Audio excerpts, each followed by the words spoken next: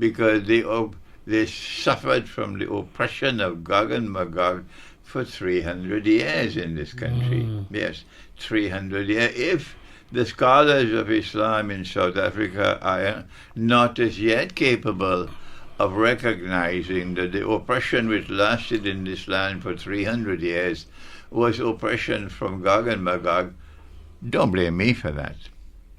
Can I think of Zionism in its current form as a Magog and Magog? This entire concept of spreading corruption in the earth, the way in which it happens. Is Zionism Gog and Magog? Good question. When we go to the Quran to identify Gog and Magog, we find that Allah destroyed a town. The Quran does not identify the town. And then after Allah destroyed the town, He expelled the people of the town, and then He banned their return, that they could never return to reclaim this town as their own. Until when? Until Gog and Magog are released, and when they are released, then something will happen only once in history. Let me repeat that. Something will happen only once in history. And that is Gog and Magog will spread out all over the earth. And Allah created them with a power such that none but He can destroy them. Saddam Hussein could not destroy them. Gaddafi could not destroy them. Nelson Mandela could not destroy them. No one could destroy them except Allah.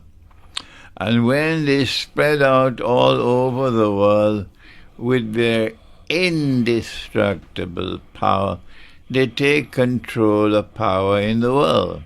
And as I said to you, and I'm saying it for the third time, this will happen only once in history. And when they take control of power all around the world, they will bring these people back to that town to reclaim it as their own. How do we identify Gog and Magog? And how do we identify the town? This is not sophisticated analysis. This is elementary thinking. But yet, I have been a lonely voice crying in the wilderness on Gog and Magog all my life. And it seems that I leave the world like this, as a lonely voice crying in the wilderness, because no matter how simply I speak, they won't accept it. So what do? What is the town? Which is the town?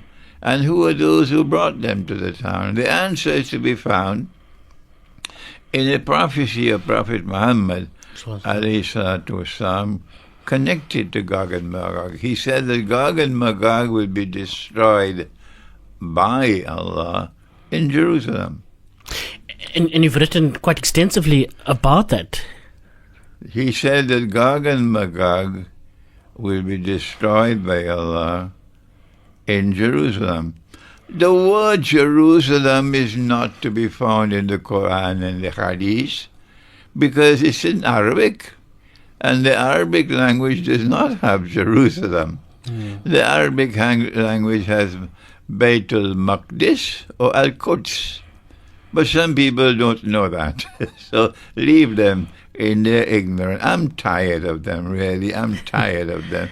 I don't know why do I have to devote time, precious time, in answering people who have no capacity to think. I'm wasting my time. So if the town is Jerusalem, the people would be the Jews. And then it was the Jews who were expelled from Jerusalem, And then Allah placed a ban on them. They could never return to Jerusalem for 2,000 years. And then came a modern Western civilization, of which the Dutch were a particularly nasty part. I don't know what they are today, but at that time they were a nasty part. Britain was sophisticated in its nastiness, but the Dutch were brutal in their nastiness. And that's why Indonesia today is still Indonesia, while Malaysia is half British and half Malay, not Indonesia, because the British came to Malaysia and the Dutch went to Indonesia. Yes, so when modern Western civilization took control of power in the world, and this happened only once in history, and it is not going to come back. Trump cannot bring it back. No, Western civilization took control of the power in the world, and then they brought the Jews back to Jerusalem to reclaim it as their own, as a consequence of which Gog and Magog are located in modern Western civilization. They are those who control power in the modern West. My critics can shout from the mountaintops, the Table Mountains, as much as they want. This is the truth, and the truth will prevail. And of course, they can extend to a whole host of other issues, such as the fiat system, the money system, the corruption that you speak of in different forms and shapes that does exist. And Allah, of course, commanding us to resist and fight that corruption where it may well be. I want to then, almost in hindsight, and ask this with a heavy heart, actually. Is October the 7th? Of course, the occupation did not start then. The threats did not start then. The history does not start on October the 7th. But is what has been the genocide in Gaza, is that fulfilling what is a scripture that's been predestined beyond our understanding? Our Prophet, Allah's blessing be upon him, prophesied that in the end time there will be great liars and therefore great deception. So beware. People who can't see beyond their nose cannot recognize deception and would be deceived. And unfortunately, that's the majority of us today. Israel is advancing with her agenda successfully, while we are asleep, looking, not being able to look beyond our noses, okay? I admire those who resist Israel, the Islamic resistance, they call themselves Hamas.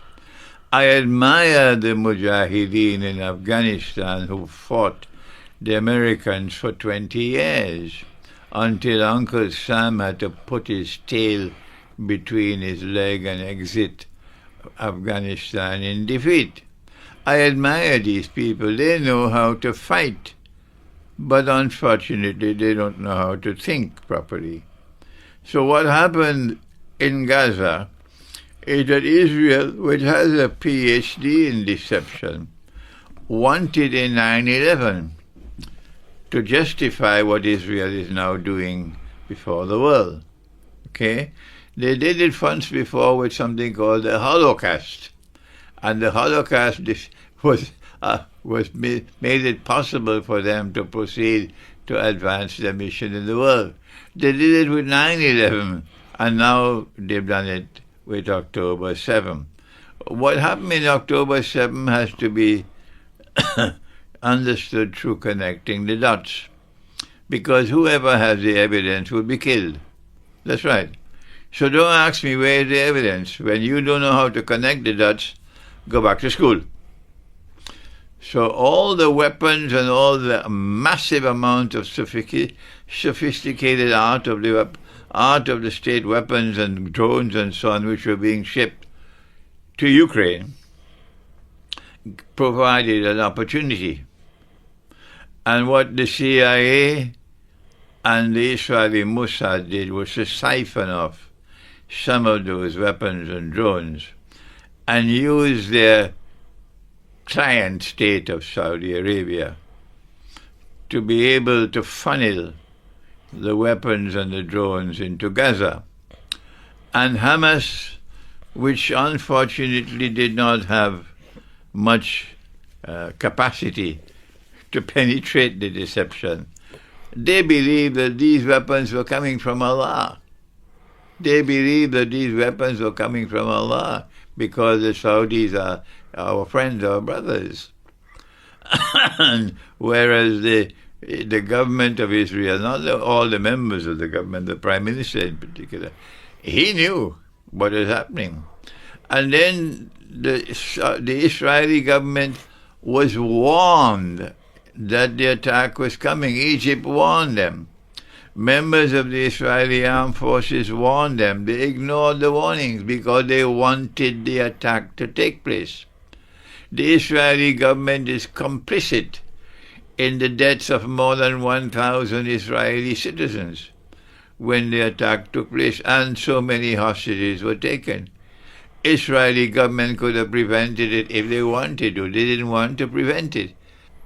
When the attack took place, then Israel got the opportunity to launch the attacks that they wanted to launch, long planned, but could not launch because of public opinion around the world. What I did not know was that a part of the plan was also Syria. And when Trump was elected as president, because they did not trust Trump, and because Trump was on record, and he cannot avoid now, he's on record that he wants the war in Ukraine to end. And he said, I can do it on day one in 24 hours. Yeah. So the whole world is now expecting when the United States gets Trump as president, that the war in Ukraine is over, by the shouting. So they had a little time left. A window of opportunity was all they had left to do something to change the discourse. And they were hoping that if they gave their puppy dogs the weapons and the green light to attack Syria, this is the so-called Mujahideen. I don't call them Mujahideen. I call them Israel's puppy dogs.